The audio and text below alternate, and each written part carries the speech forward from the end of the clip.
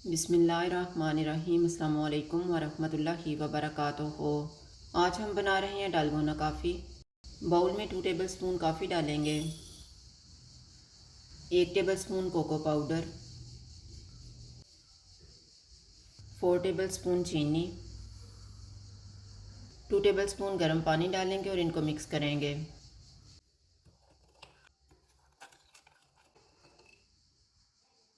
अब इसको हम क्रीमी होने तक बीट करेंगे।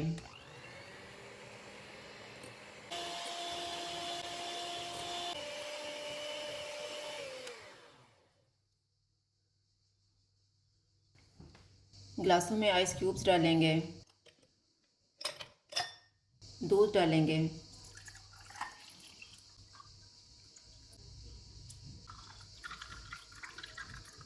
बीट की हुई काफ़ी डालेंगे,